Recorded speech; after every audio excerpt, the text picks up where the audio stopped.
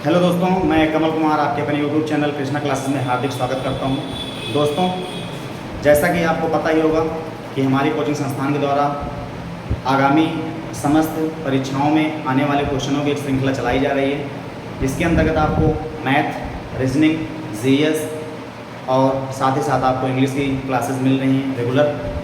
तो उसी क्रम में कल हम लोग एक क्लास किए थे जिसमें कुछ क्वेश्चन समय के अभाव के कारण छूट गए थे। तो आज हम लोग उसी श्रृंखला को आगे बढ़ाते हुए आगे के क्वेश्चन को लेके आए हैं। तो आइए दोस्तों, हम लोग शुरू करते हैं अपनी क्लास। तो क्वेश्चन में पहला जो आपका क्वेश्चन दिख रहा है भैया आपके सामने है। क्वेश्चन है आपका कि आर्म एक्ट और वर्नाक्युलर प्रेस एक्ट या वर्नाक्युलर प्रेस एक्ट किस वर्ष पारित किए गए थे। अब यहाँ से क्वेश्चन सबसे पहले क्वेश्चन समझने से पहले भी यहाँ पे एक चीज़ आपको समझना बहुत ज़रूरी होता है। वो क्या है? वो आपका है आर्म एक्ट। इसी आर्म एक्ट को हम लोग कहीं ना कहीं या कहीं आपको एक और भी शब्द दिखता है, भारतीय शस्त्र अधिनियम, या आपका कहीं कहीं भारतीय शस्त्र अधिनियम 1878 लिखना है।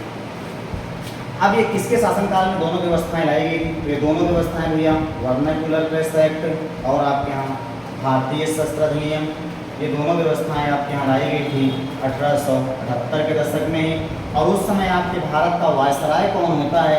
तो उस समय आपके भारत का वायसराय था लॉर्ड लिटन। किसके शासनकाल में दोस्तों?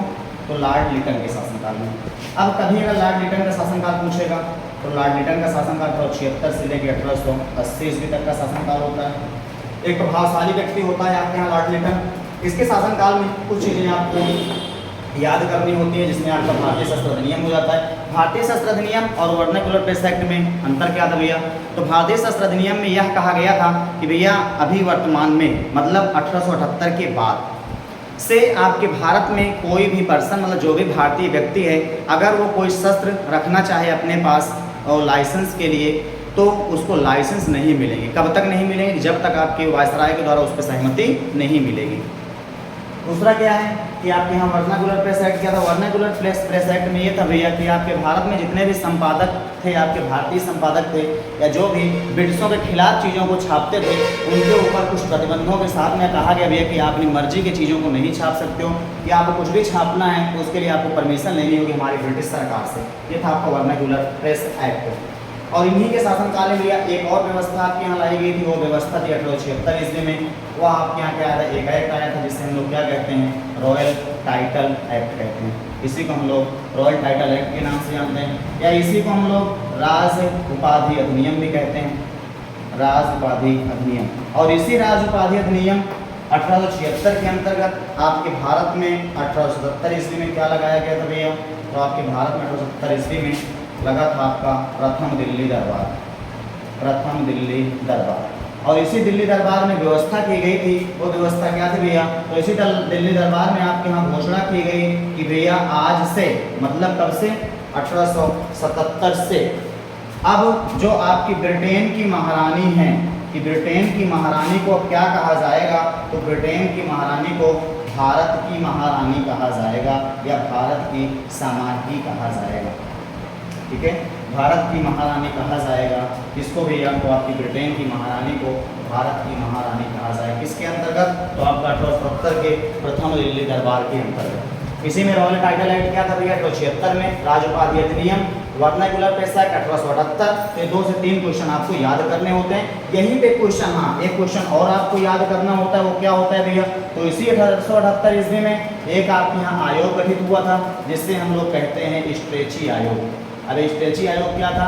तो स्ट्रेची आयोग आपके यहाँ किसके लिए बनाया गया था? तो आपके यहाँ अकाल पीड़ितों के लिए बनाया गया था। अकाल पीड़ित का मतलब क्या है भैया? तो आपके यहाँ भारत में अकाल के दौरान जो भी लोग उससे प्रभावित हुए हैं उनको चीज़ें मुहैया कराने के लिए या उनकी सुरक्षा करने के लिए, उनको बचाने के लिए एक आयोग बनाया गया था भारत में जिसका नाम था स्ट्रेची आयोग। तो 1878 में स्ट्रेची आयोग, 1878 में ही आपके यहाँ वर्नाक्युलर प्रेस एक्ट, 1878 में ही आपके यहाँ भारतीय शस्त्र अधिनियम, और 1876 में आपका था रॉयल टाइटल एक्ट, और 1877 में आपका दिल्ली दरबार जिसमें महारानी ब्रिटेन को क्या कहा गया था कि भारत की भी समाधि भारत की महारानी होंगी। तो ऑप्शन इसमें कौन सही होगा भैया? तो ऑप्शन नंबर 1 है 1879, बी 1877, सी 1877 और डी 1876। तो आपका ऑप्शन नंबर बी सही है, 1878। चलिए आएंगे दूसरा क्वेश्चन देखिए भैया। दूसरा क्वेश्चन हमारा ये है हिस्ट्री से ही। क्वेश्चन क्या है कि मराठा साम्राज्य का दूसरा संस्थापक किसे कहा जाता है?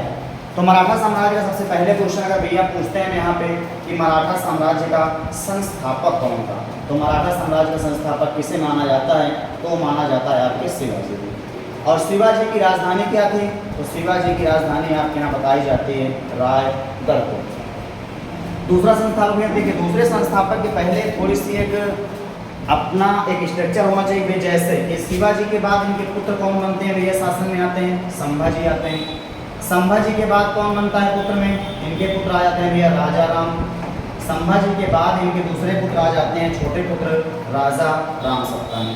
राजा राम की मृत्यु के बाद इनकी पत्नी होती हैं ताराबाई, ये सत्ता चलाती हैं और राजा किसे बनाती हैं? तो एक अपने पुत्र शिवाजी द्वितीय को शासक बनाती हैं। इनके बाद आपके यहाँ आ जाते हैं कौन भैया? तो आपके यहाँ आ जाते हैं साहूजी महाराज। ये 1707 ईस्वी में आपके यहाँ छूट के आते हैं, जिससे औरंगजेब की जेल से, जब इनको बंदी बना लिया जाता है किसके द्वारा? संभाजी की हत्या के समय 1789 ईस्वी में,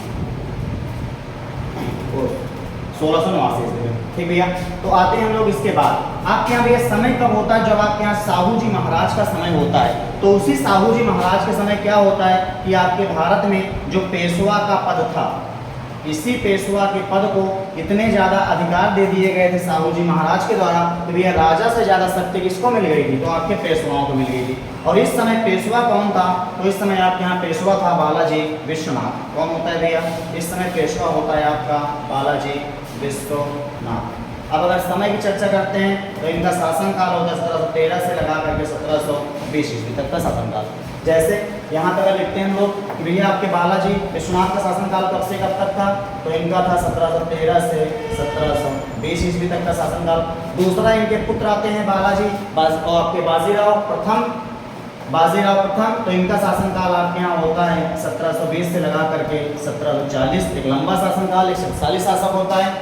तीसरे आपके आते हैं बालाजी बाजीराव, इनका शासनकाल होता है भैया 1740 से लगा करके 1761 ईस्वी तक। और माधवराव जो आपके आते हैं कि बालाजी बाजीराव की मृत्यु के बाद इनके वंशज में एक और आते हैं आपके 1761 में 1772 ईस्वी तक का शासनकाल होता है। और इन्हीं बालाजी बाजीराव के शासनकाल में ही आपको एक घटना याद होगी भैया, जो आपके मराठा साम्राज्य की सबसे बेभत्स घटना थी। और वह घटना क्या थी? तो इन्हीं के शासनकाल में युद्ध लड़ा गया था जिसे नाम दिया जाता है पानीपत का। कौन सा युद्ध? तृतीय युद्ध। किसके किसके बीच? तो अहमद शाह अब्दाली और मराठों के बीच लड़ा गया था, जिसमें इनका सेनापति सदाशिवराव बाऊ पेशवा मारा गया था। अब यहाँ क्या होता है भैया? तो इन्हीं बालाजी बाजीराव के शासनकाल में आपके पेशवाओं की शक्ति इतनी बढ़ गई थी कि यहाँ से मराठा साम्राज्य का अंत हो गया और यहाँ से किसका अंत प्रारंभ हो जाता है? पेशवाओं का। और इसीलिए आपके यहाँ पेशवा में जो उस समय आपके तत्कालीन पेशवा थे बालाजी विश्वनाथ, इन्हीं को आपके यहाँ किसका भैया? तो आपके मराठा साम्राज्य का द्वितीय संस्थापक कहा जाता है। मराठा साम्राज्य का द्वितीय संस्थापक किसे कहा जाता है? तो आपके यहाँ हम लोग कहते हैं भैया बालाजी विश्वनाथ को। ठीक, तो इसमें ऑप्शन कौन सा है भैया? तो पहले हैं आपके बालाजी विश्वनाथ, दूसरे हैं आपके बालाजी बाजीराव, तीसरे आपके बाजीराव प्रथम और चौथे हैं आपके माधवराव। तो ऑप्शन आपका कौन सा सही होगा? तो ऑप्शन है आपका फर्स्ट बालाजी विश्वनाथ। ये रहा आपका ऑप्शन नंबर 1। चलिए नेक्स्ट क्वेश्चन करते हैं भैया। तीसरा क्वेश्चन आपका हिस्ट्री से ही है। ये क्वेश्चन आपके कंपनियों वाले क्षेत्र से क्वेश्चन है भैया, गोवा की लड़ाई किस वर्ष में लड़ी गई थी? क्वेश्चन आपके कई बार रिपीट हुए क्वेश्चन है और आए दिन आपको क्वेश्चन दिखाई देता है भैया। तो गोवा में सबसे पहले आपको पता होना चाहिए भैया, गोवा में सबसे पहला अधिकार किसका होता है भैया? तो सबसे पहला अधिकार आपकी पुर्तगाल ईस्ट इंडिया कंपनी का, पुर्तगालियों का होता है। और पुर्तगालियों के द्वारा कब? तो पुर्तगालियों जब भी पहली फैक्ट्री स्थापित की कोचीन में, उसके बाद ये अपना विस्तार गोवा की तरफ करने लगे। और उसी क्रम में समय होता है कब का? तो 1510 ईस्वी। और 1510 ईस्वी में इनका एक शासक होता है, गवर्नर होता है, जिसका नाम होता है भैया क्या? तो अलबुकर्क नाम होता है। और इस व्यक्ति ने 1510 ईस्वी में गोवा को जीत लिया। किससे जीत लिया? तो उस समय आपके शासक थे आदिल शाही शासक। नाम क्या होता है इनका? तो इनका नाम होता है भैया यूसुफ सुल्तान। क्या नाम था? यूसुफ सुल्तान उस समय शासक थे आपके यहाँ गोवा के, और इनके द्वारा गोवा को जीत लिया गया। किसके द्वारा? तो आपके अलबुकर के द्वारा। बाद में इसका एक और शासक आता है, नाम क्या होता है उसका? तो उसका होता है नूना डी पूना। समय होता है कब का भैया? तो समय होता है आपके यहाँ 1530 ईस्वी, और इसी 1530 ईस्वी में इस व्यक्ति ने गोवा को क्या बना दिया? गोवा को इसने बना दी अपनी राजधानी। किसकी भैया? पुर्तगालियों की राजधानी। आपको पता है कि सबसे लास्ट में या सबसे पहले आपके यहाँ किसी विदेशियों के चंगुल में पहली बार जो फंसा था वो आप गोवा फंसा था, और सबसे लास्ट में आज़ाद भी कौन सा हुआ था? गोवा। समय होगा 1961 का दशक। तो यहाँ पे क्या दिया कि गोवा में लड़ाई किस वर्ष लड़ी गई थी, या गोवा को जीता कब गया था? मतलब आदिल शाही शासकों के द्वारा, और या आदिल शाही शासकों को हरा के अलबुकर्क ने कब जीता था? तो समय आएगा आपका 1510 ईस्वी। ठीक, आगे चलते हैं हम लोग भैया नेक्स्ट क्वेश्चन पे। नेक्स्ट क्वेश्चन हमारा ये होगा कि कुल क्षेत्रफल के संदर्भ में विश्व की सबसे बड़े देशों में भारत किस स्थान पर है?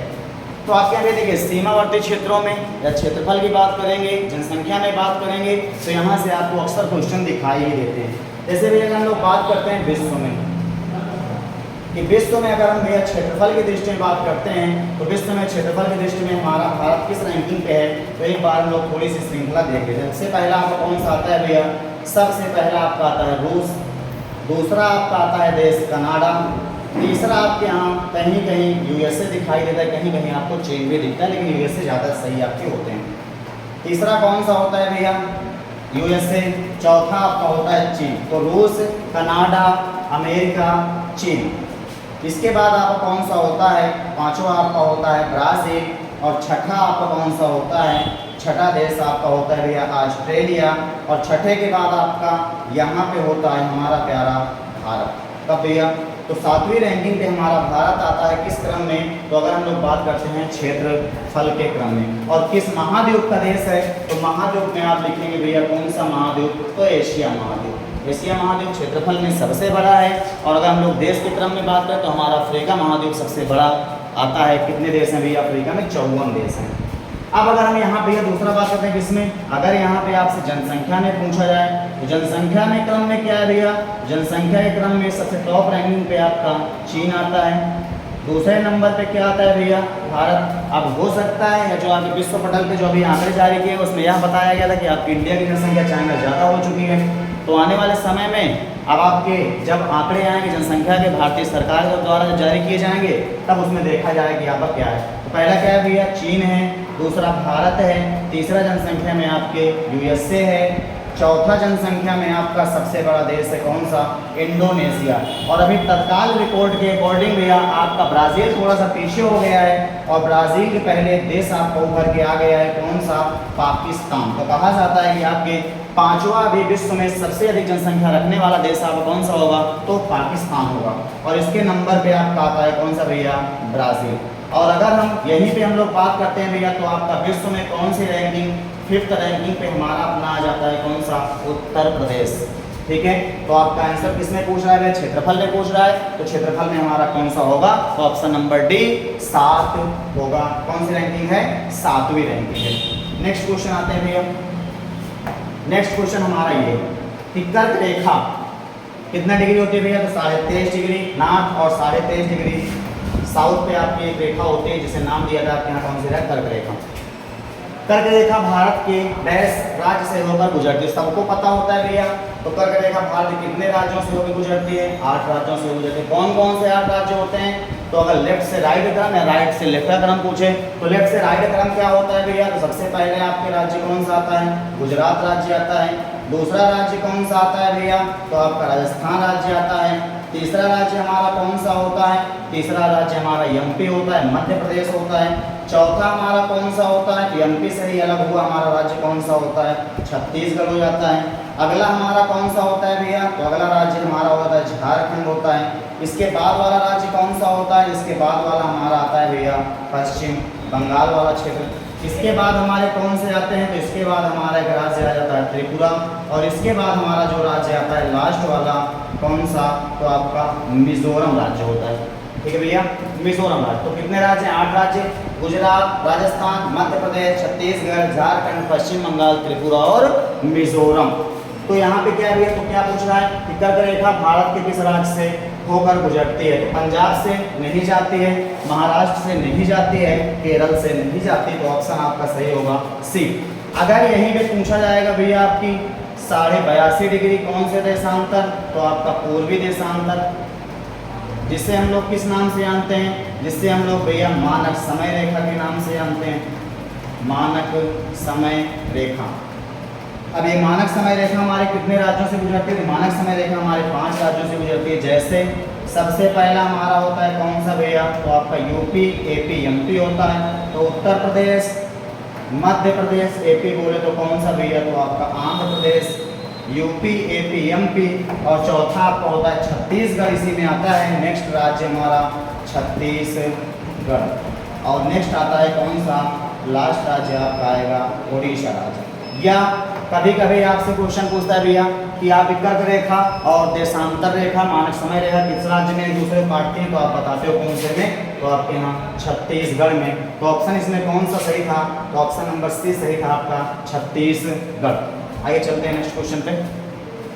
नेक्स्ट क्वेश्चन आपका है भैया स्टैटिक जीके से। और स्टैटिक जीके में आपको पता ही हो कि आपका महोत्सव, नृत्य वगैरह या जो आपके घराने हैं, यहाँ से बहुत ज़्यादा क्वेश्चन आपको फिक्स हैं। यहाँ से क्वेश्चन तो आपको दिखेंगे ही दिखेंगे एसएससी के एग्जाम में, चाहे वो एमटीएस का हो, चाहे आपके एसएससी जीडी का हो, चाहे सीएचएसएल का हो। तो एक जाने माने क्वेश्चन यहाँ से भैया पूछ जाते हैं। क्वेश्चन है आपका राजा परवा। राजा परवा या कहीं कहीं इसी को हम लोग किस नाम से जानते हैं भैया, इसी को हम लोग रजो पर्व के नाम से जानते हैं, या इसी को हम लोग कहीं कहीं हम लोग रज पर्व भी आपको दिखाई देगा। तो रजो पर्व या राजा परवा, जिससे मिथुन संक्रांति के नाम से भी जाना जाता है। दूसरा नाम क्या है इसका, मिथुन संक्रांति है। भारत के उड़ीसा राज्य में मनाया जाने वाला एक क्या है, डेड डैश दिन चलने वाला नारित्व का महोत्सव होता है। तो ये क्या होता है भैया, ये आपका एक महोत्सव होता है, जहाँ पे भैया क्या होता है कि आपके यहाँ स्त्रीत्व रूप की पूजा होती है, स्त्रीत्व रूप की पूजा होती है। और स्त्रीत्व रूप की पूजा कितने दिनों तक चलने वाला त्यौहार होता है, तो ये आपके 3 दिनों तक चलने वाला एक प्रमुख त्यौहार होता है। कौन सा, रजो पर्व या रज पर्व। यहीं पे अगर एक क्वेश्चन आपसे पूछता है भैया मरु महोत्सव, तो मरु महोत्सव कहाँ होता है, तो ये आपके राजस्थान के क्षेत्रों में होता है। अगर यहीं पे क्वेश्चन और पूछता है आपके यहाँ उड़ीसा में एक मनाया जाता है कौन सा भैया, धनु यात्रा त्यौहार। तो धनु यात्रा त्यौहार आपके उड़ीसा राज्य में मनाए जाने वाला एक प्रमुख त्यौहार है, जो आपके यहाँ किसके लिए भैया, तो आपके श्री कृष्ण और मामा कंस के बारे में वर्णन मिलता है। आप कह सकते हो कि यह आपके कहाँ भैया, तो विश्व का सबसे बड़ा रंगमंच पर होने वाला महोत्सव है। कौन सा, विश्व का सबसे बड़ा रंगमंच महोत्सव कौन सा होता है, तो वह आपका होता है भैया धनु यात्रा महोत्सव। यहीं पे एक आपका और होता है भैया, वो कौन सा महोत्सव होता है, इसी उड़ीसा में एक आपका महोत्सव मनाया जाता है। कौन सा, कोणार्क महोत्सव भी मनाया जाता है, कोणार्क महोत्सव। या कहीं आपको रज महोत्सव ना दे करके इसी को आपके यहाँ मिट्टी महोत्सव के नाम से भी जाना जाता है। तो एक से अधिक नाम आपके हो सकते हैं। तो आपको महोत्सव भैया खूब अच्छे से पढ़ने हैं, महोत्सव और साथ साथ आपके नृत्य हो गए, जितने भी आपके स्टैटिक वाले पार्ट हैं, गिने चुने आपके 4 से 5 पॉइंट होते हैं, उसमें आपको अच्छे से पकड़ बनानी है, जिससे कि आपको क्वेश्चन ज़्यादा से ज़्यादा मिल सकें और आपके अच्छे से आपकी पकड़ हो सके जीएस के पार्ट में। चलिए भैया क्वेश्चन कौन सा होगा, ऑप्शन नंबर डी सही है। इसके बाद आते मिलते हैं नेक्स्ट क्वेश्चन भैया। क्वेश्चन अगला है हमारा माघी। भारत के निम्नलिखित में से किस त्योहार का एक अन्य नाम है। जैसा कि भैया पता ही होगा आपको कि माघी महोत्सव आपके यहाँ जो होता है भैया, माघी महोत्सव प्रमुख रूप से कहाँ मनाया जाता है, पंजाब में। और पंजाब के साथ साथ इसके सीमावर्ती क्षेत्रों में भी आपके यहाँ हरियाणा में भी मनाया जाता है। बैसाखी महोत्सव कौन सा होता है भैया, तो इसी बैसाखी महोत्सव के दिन ही आपके यहाँ 13 अप्रैल 1919 को कौन सी घटना हुई थी, तो आपके यहाँ हुई थी एक घटना इतिहास में, जिससे जलियांवाला बाग हत्याकांड के नाम से हम लोग जानते हैं। जलियांवाला बाग हत्याकांड इसी बैसाखी उत्सव के दिन आपका हुआ था। और ये जो आपका माघी महोत्सव है भैया, इसी माघी महोत्सव को हम लोग मकर संक्रांति महोत्सव के नाम से भी जानते हैं, या इसी को हमारे यहाँ दक्षिण भारत में पोंगल महोत्सव। बिहू आपका है, बिहू आपको बताया था भैया कब कहाँ मनाया था, असम का फेस्टिवल है। या इसी बिहू को हम लोग माही बिहू, वो माघी बिहू या कार्तिकी बिहू के नाम से जानते हैं। बसंत पंचमी क्या है भैया? तो बसंत पंचमी आपके यहाँ राजस्थान के क्षेत्र में मनाया जाने वाला एक सबसे प्रमुख त्यौहार है। तो राजस्थान के क्षेत्रों में सबसे ज़्यादा मनाया जाता है। बाकी राजस्थान के साथ साथ आपके पंजाब के साथ साथ आपके इतने हिंदी भाषी क्षेत्र हैं, हरियाणा के साथ साथ अपना उत्तर प्रदेश, इन सब क्षेत्रों में मनाया जाने वाला प्रमुख त्यौहार आपका होता है कौन सा? बसंत पंचमी। तो माघी महोत्सव कौन सा होगा भैया? ऑप्शन नंबर 1 सही है, मकर संक्रांति। नेक्स्ट क्वेश्चन जल्दी थोड़ा करेंगे क्योंकि समय बहुत ओवर हो रहा है भैया। क्वेश्चन आपका है कौन सा? बुद्ध पूर्णिमा। बुद्ध पूर्णिमा हिंदू महीने की पूर्णिमा के दिन मनाया जाता है या किस दिन मनाया जाता है, ये आपसे पूछ रहा है किस महीने में मनाया जाता है। यहाँ महीना दिया हुआ है, वहाँ दिन लिखना नहीं चाहिए, तो महीने लिखना चाहिए था। तो क्या भैया बुद्ध पूर्णिमा हिंदू महीने किस मतलब किस महीने में मनाया जाता है ये दिन? तो आपको अगर याद होगा भैया कि जो आपकी बुद्ध पूर्णिमा होती है, बुद्ध पूर्णिमा क्यों फेमस है? तो इसी बुद्ध पूर्णिमा के दिन आपके यहाँ एक नाम आप लोग पढ़ते हो बौद्ध धर्म में, किसका नाम भैया? महात्मा बुद्ध जी का नाम। इसका नाम तो आपके यहाँ महात्मा बुद्ध जी का नाम। और इसी महात्मा बुद्ध जी को इसी दिन भैया क्या हुआ था? इसी दिन इनका जन्म हुआ था। इसी दिन इनको क्या हुआ था? तो इसी दिन इनको ज्ञान की प्राप्ति हुई थी। इसी दिन को ज्ञान कहाँ हुई थी? ज्ञान की प्राप्ति बोध गया बिहार में हुई थी। और इसी दिन हुई थी भैया इनकी मृत्यु भी हुई थी। तो तीनों घटनाएं एक दिन हुई थी और इसी कारण से इस बुद्ध पूर्णिमा हम लोग कहते हैं। अब बुद्ध पूर्णिमा आपके यहाँ मनाई कब जाती है? तो बुद्ध पूर्णिमा आपके यहाँ भैया मनाई जाती है बैसाख के दिन। तो आपके यहाँ जो संवत है या जो हमारा कैलेंडर होता है हिंदू, कौन सा कैलेंडर होता है? तो आपका शक संवत होता है। शुरुआत कब की गई दोस्तों? तो 78 BC में की गई थी। किसके द्वारा की गई थी? तो राजा कनिष्क के द्वारा। किस वंश के शासक थे? तो ये आपके कुषाण वंश के शासक थे। और यही कैलेंडर हमारा हिंदू कैलेंडर है। और एक कैलेंडर और होता है जो आप कौन सा होता है, जिसे हम लोग विक्रम संवत कहते हैं। राजा विक्रमादित्य के द्वारा शुरू किया गया था विक्रम संवत। इसकी शुरुआत कब होती है? तो इसकी शुरुआत आपके 57 BC, यहाँ पे 78 AD होगा या 78 ईस्वी आपका होगा भैया। यहाँ पे आपका क्या होता है? 78 ईस्वी होता है। 57 BC में विक्रमादित्य के द्वारा शुरू किया गया था। और यही कैलेंडर आपका कौन सा अपनाता है? तो वर्तमान में कैलेंडर आपका अपनाया जाता है हिंदू भाषी देश कौन सा? नेपाल में अपनाया जाता है। तो ऑप्शन आपका कौन सा होगा भैया? बैसाख। इस हिंदू कैलेंडर सबसे पहला दिन कौन सा होता है? सॉरी, सबसे पहला महीना तो आपका चैत्र से इसकी प्रारंभ होता है, चैत्र से इसकी शुरुआत होती है। चलते हैं आगे नेक्स्ट क्वेश्चन है भैया कि किस क्षेत्र का उद्देश्य सिर्फ लाभ अर्जित करना नहीं होता? तो जैसा कि आप लोगों को पता ही होगा भैया कि दो व्यवस्थाएं आपको बताए हैं। इकोनॉमी में हम लोग दो व्यवस्थाएं पढ़ते हैं। एक हम लोग पढ़ते हैं पूंजीवाद और दूसरा हम लोग पढ़ते हैं कौन सा भैया? दूसरा हम लोग पढ़ते हैं समाजवाद। पूंजीवाद क्या होता है? तो पूंजीवाद में होता है कि किसी भी चीज़ों में किसकी संप्रभुता होती है? तो आपके यहाँ पूंजीपतियों की संप्रभुता होती है। और समाजवाद क्या है भैया? तो समाजवाद है कि सारी की सारी कंपनियां आपकी कैसी होंगी? सरकारी होंगी। अब जो आपके यहाँ पूंजीवाद होगा कि पूंजी भैया कौन लगाएगा? तो जिसके पास पैसा ज़्यादा होगा वो आपकी पूंजी लगाएगा। और सरकारी में पैसा कौन लगाता है? तो आपकी सरकारी कंपनियां पैसा लगाती हैं। तो यहाँ पे क्वेश्चन क्या बोल रहा है कि किस क्षेत्र का उद्देश्य सिर्फ लाभ अर्जित करना नहीं है? ये क्वेश्चन ध्यान से थोड़ा पढ़िएगा आप लोग।